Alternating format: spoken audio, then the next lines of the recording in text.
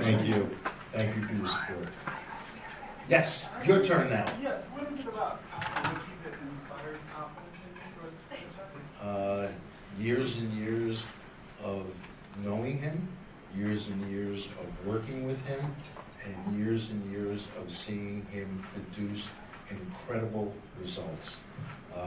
Whether it was teams here in Seattle, his experience in Minnesota, or the fact that he took a franchise in Tampa Bay under new ownership, Jeff Vinnick, and took it from being perhaps the most underperforming team in the league to one of the best.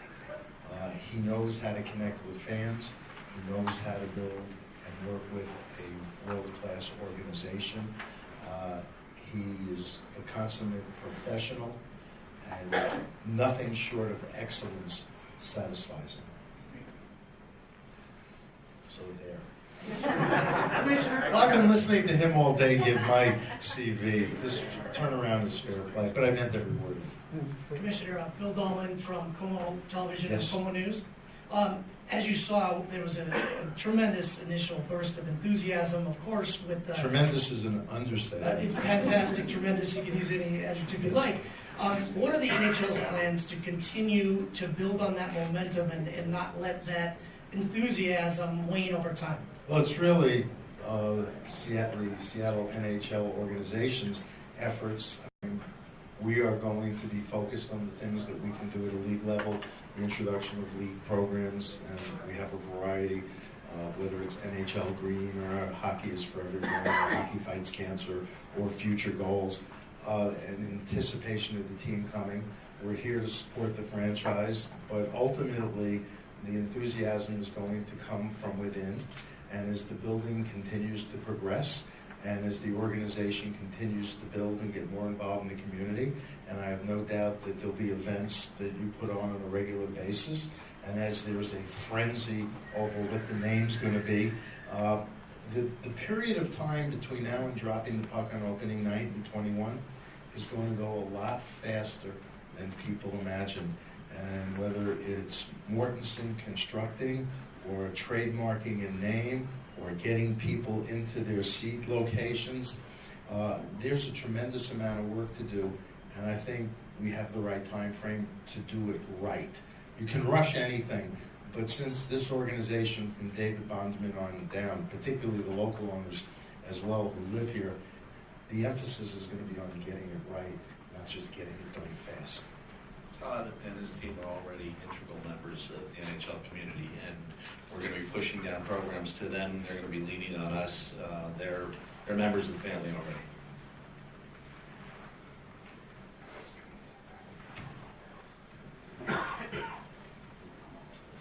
Andy Yang with NHLTheSeattle.com. We talked about the season ticket depositors and how big of a splash that was.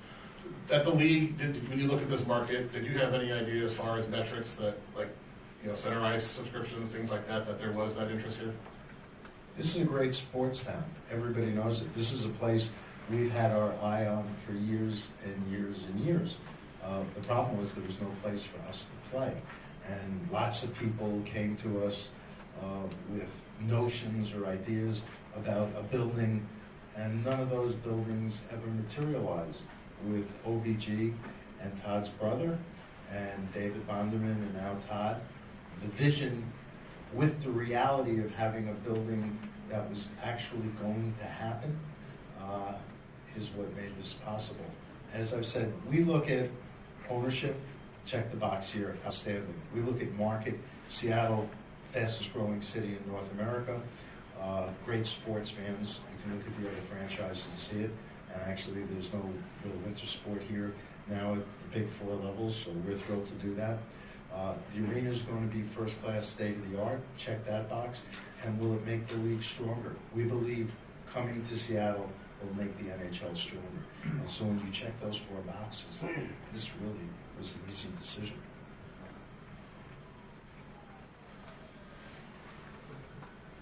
All my calls, please. Through visiting Seattle today and talking with the mayor and kind of getting a nice tour of what's to come, nothing's been built yet. What was your impression just of what you're seeing without this under your? Well, actually, they're starting to do work on the arena. I've been to the preview center, and that's been built. It's not quite done yet, but that's been built. There are plans in place for the training and practice facility in District 5. And so, you know, this is a big deal. I mean, the investment between the team and the arena and everything else is approaching $1.5 billion. These things don't happen overnight, particularly if you're going to do them right. Everything is tracking exactly as we hoped it would, and everything is going to turn out spectacularly. Gary, Dave Mahler, KJR Radio. Welcome to Seattle. Thank you. What is your ETA, your preferred ETA on when the team name is announced, or is that totally up to these guys? Well, we need some lead time, obviously, for the branding and creating a uniform and a logo and an identity. But, you know, this is an era where trademarks, and even in sports, but anywhere, there are a lot of hoops you have to jump through to make sure you've got a good trademark. So they've got to come up with the branding that they're comfortable with, and I think they're going to go through a process that involves all the constituent groups, and then they could come up with a name that they think is the greatest name ever, and it'll turn out that they can't trademark it. So this is going to be a process that is going to take time to do it right, but it's got to be done right. And so, I don't know, what's your timetable? A year, 18 months, 6 Well, months? in about 60 days, we're going to roll out a very special portal just for the depositors. That's going to begin a very deep iterative process with those depositors. And we're going to have Moya on all sorts of things. By my way, their fingerprints are going to be all over this franchise. Certainly team name, but they're going to help us build this. And so that's going to be a big deal. And we then, for the depositors, will lay out a very, very detailed timeline taking us from that moment right to the puck drop. And there's a lot of things that will happen. And for them to see it laid out in such an organized way, and then our chance is to engage them and make sure that we're hearing from each and every one of those depositors. Because at the end of the day, they are the people that gave wind to this franchise, put wind in our sails. And so Heidi Detmer's here, John Rizzardini, they're working on this night and day. And I think in that process, we absolutely get to team name, and I would suspect sometime in 2019 we will roll that out. Do you have a suggestion you'd like to? Kraken. Kraken? The Kraken. What's your take on that, Gary? You like that name? I'm going to reserve judgment. Quick question. But somebody, on the basis of what you just said, somebody's just run out to trademark it. He already has, by the way, that's what I was asking. Our lawyers will see you later. You got it. Commissioner Aaron Levine, Q13 Fox here in the middle. I guess a follow-up to that would be season ticket holders side. What would you name the team? Number one. I'm not doing it. And number two, I get to approve it, but I don't have to come up with it. and have the expansion rules been finalized? Will Seattle have the same exact rules as Vegas did? Same rules as Vegas. It was important to us to ensure that every team in our league, including an expansion team, come in with a team that can be competitive. As with Vegas, you'll be able to, the existing 30 teams, Vegas doesn't participate, the prior 30 teams will be able to protect one goaltender and 7 forwards and 3 defensemen, or 1 goaltender and 8 skaters, and players 2 years and less don't have to be protected. So it's going to be the same rules. Todd, are you working with a branding company on the name of the team? And if so, what is it? Yeah, we've had different firms help us on different parts of this. But, you know, the Seattle Times, we had thousands of submissions. And so, and we've got a subset group of owners who are thinking this through. And we're going to be deliberate. We're going to take our time. And, you know, people ask me a lot about the team name. They sometimes call it the brand. The brand for this team is all the pieces that will make up and make a player proud to pull on that team name. And we've got big decisions on other things. When we bring hockey staff on, and all of those things will be, cumulatively, will help us build the brand we're dreaming about building. And what name do you like? Yeah. Oh, you see, it's not so easy.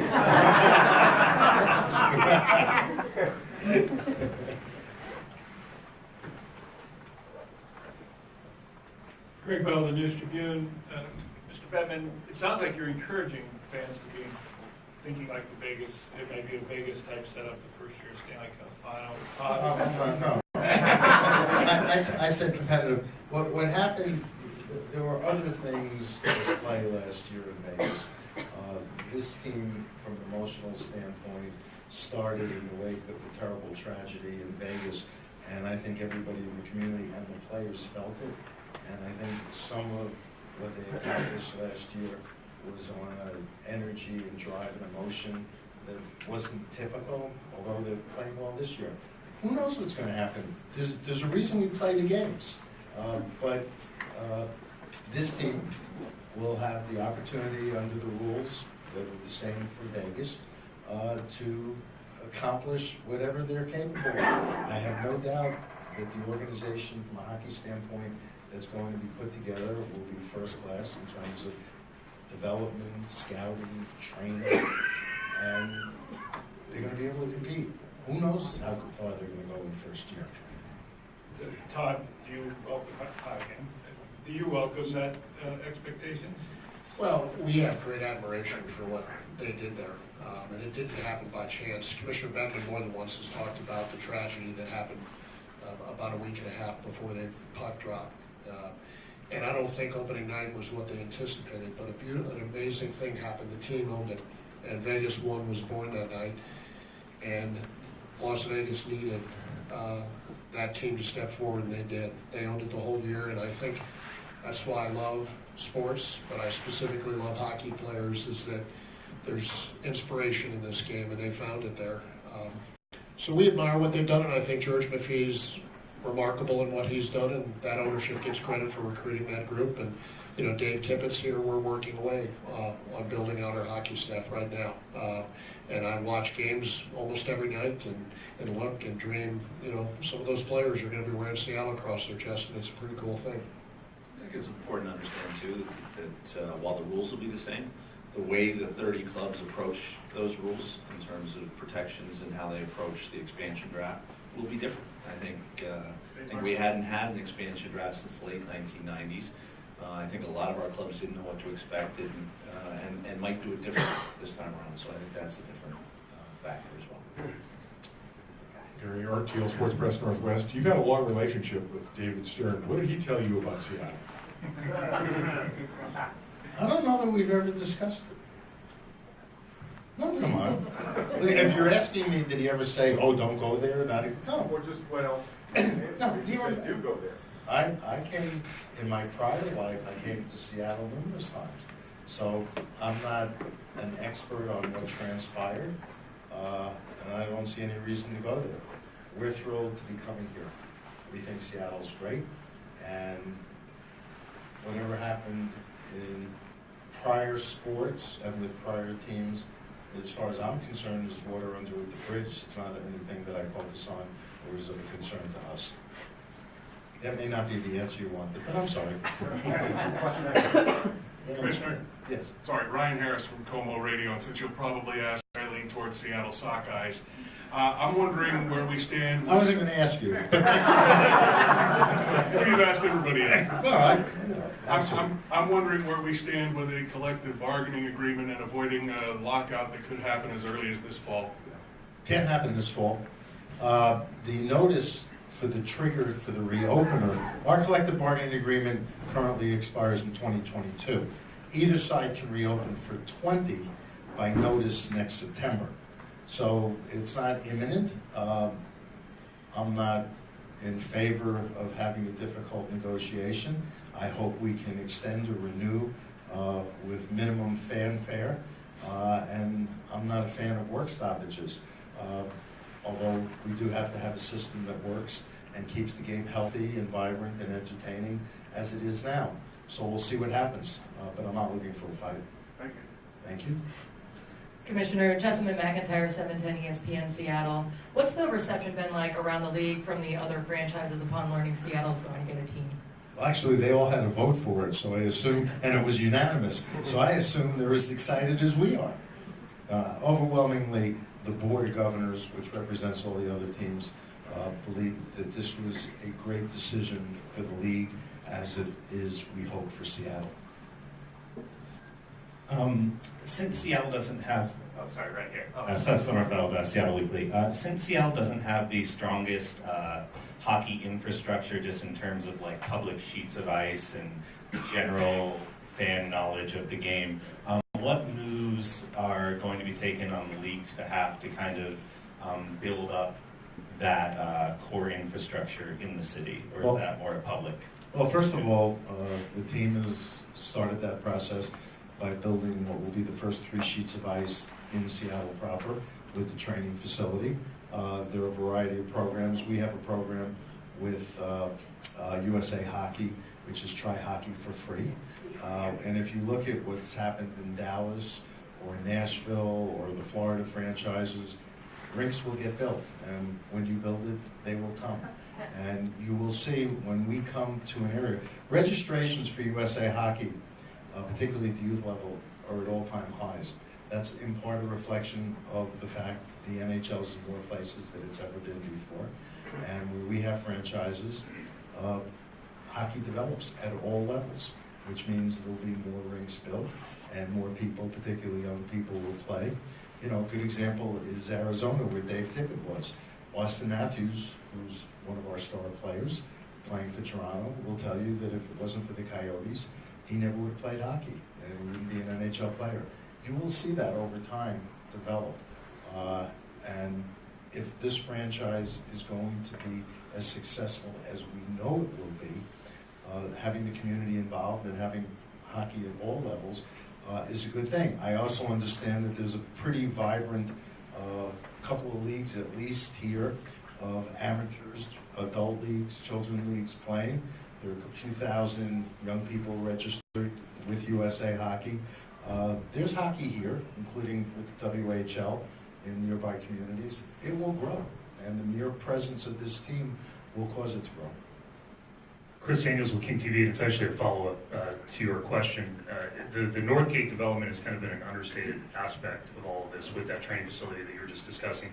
Is there any way you can put into perspective how the blueprints on that and what you've seen stack up with some of the other teams in other markets? Well, I'll let Todd talk about the specifics more, but in terms of the plans that I've seen and the vision in terms of the 3 sheets of ice and, you know, having 1,000 seats in the principal rink for the team to practice on, and the space for training facilities and team offices and all that, this is going to be a state-of-the-art facility, which will be good for the community because the team obviously isn't practicing on all 3 sheets 24/7.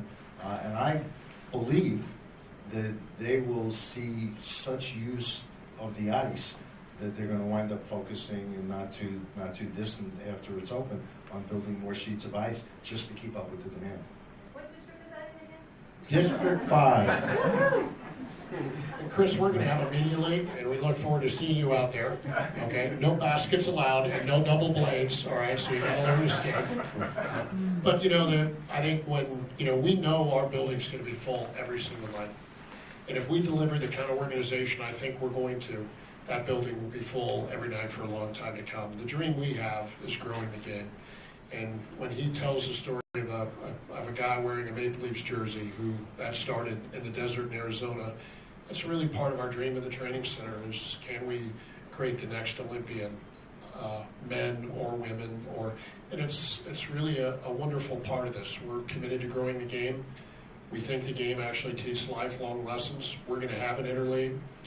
We're going to talk to Deborah about a First Nations league. And so there's a lot of ambition we have around growing the game. One of the things, let me just add, and it's not a direct answer to the question. Our clubs are typically very involved in the community.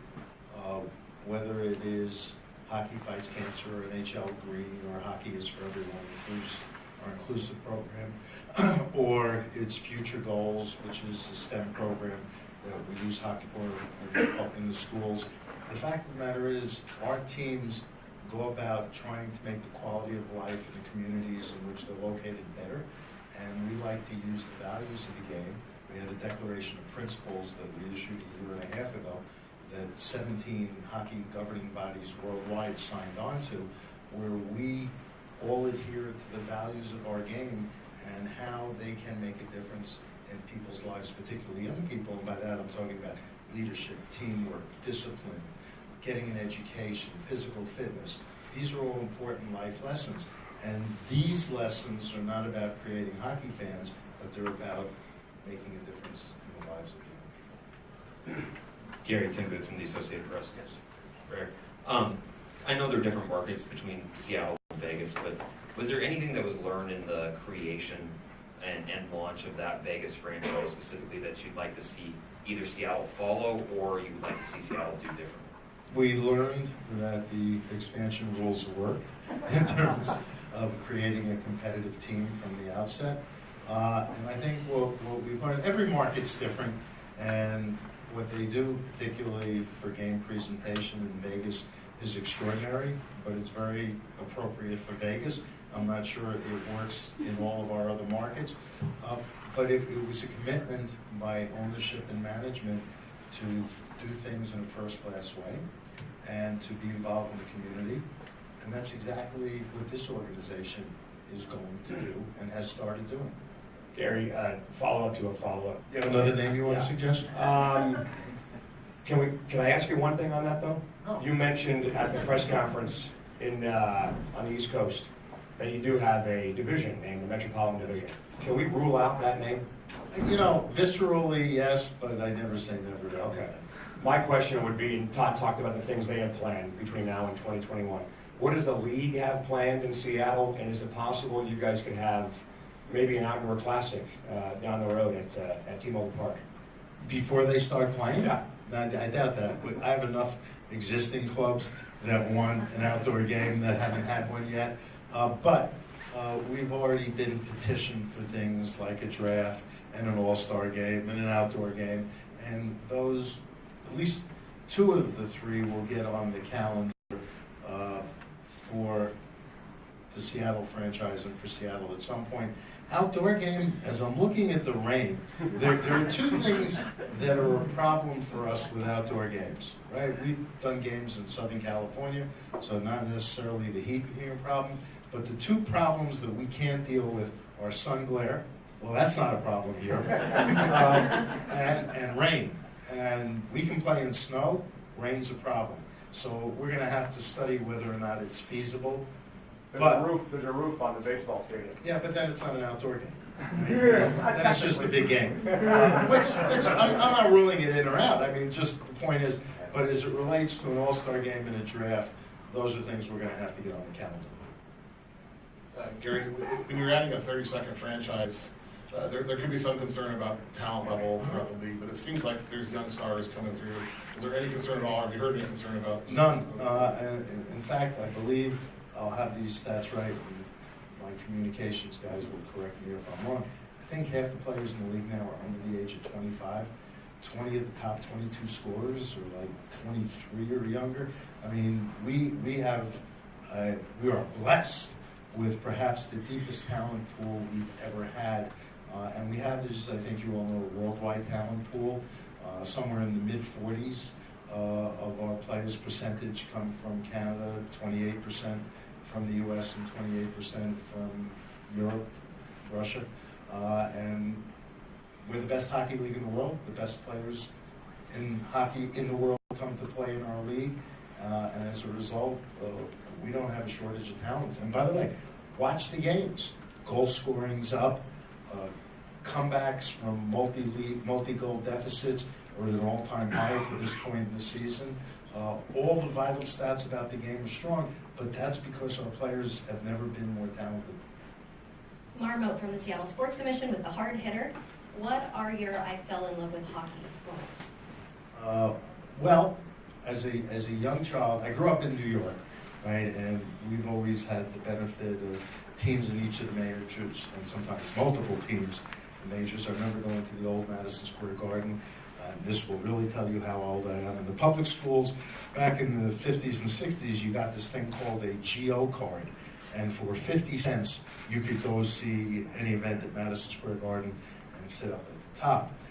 But I did go to Cornell University, and the Ivy League schools are not known for football. They're not known for basketball, occasionally lacrosse or soccer.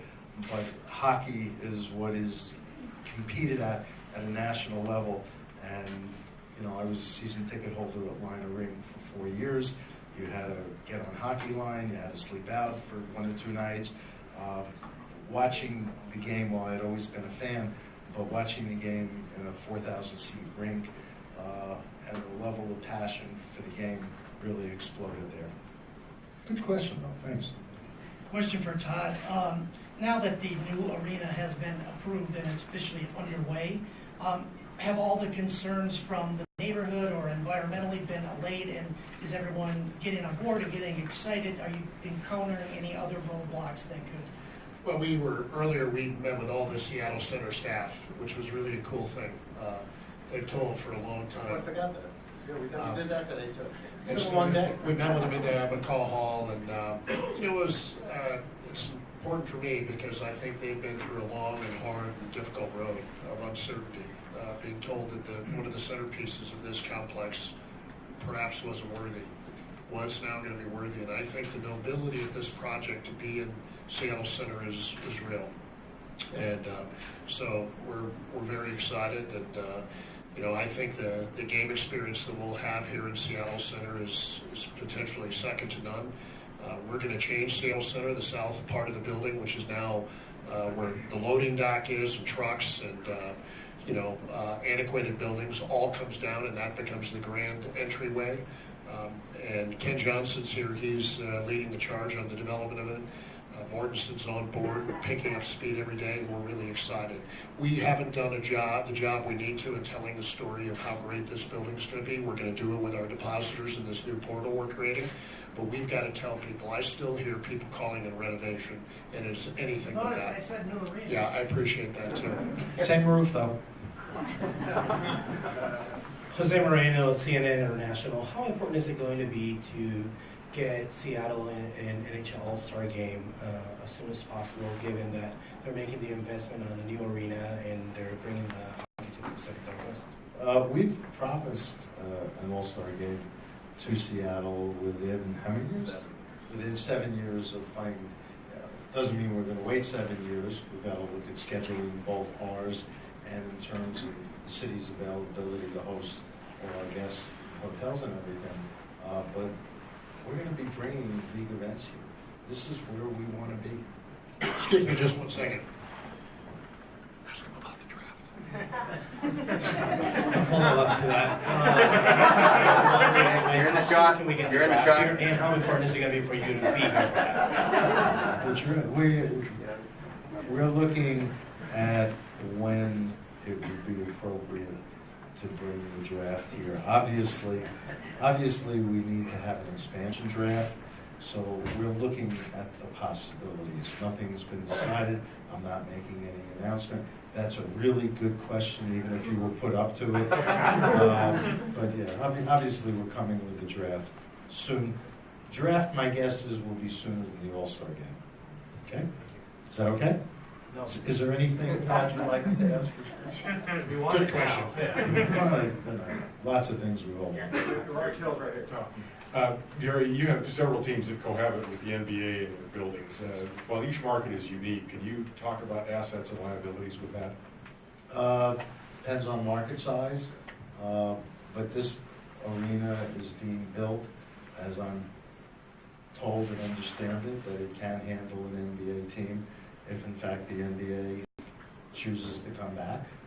But it's not something I concern myself with, because this building will be ready to house our NHL team, and we're excited about that.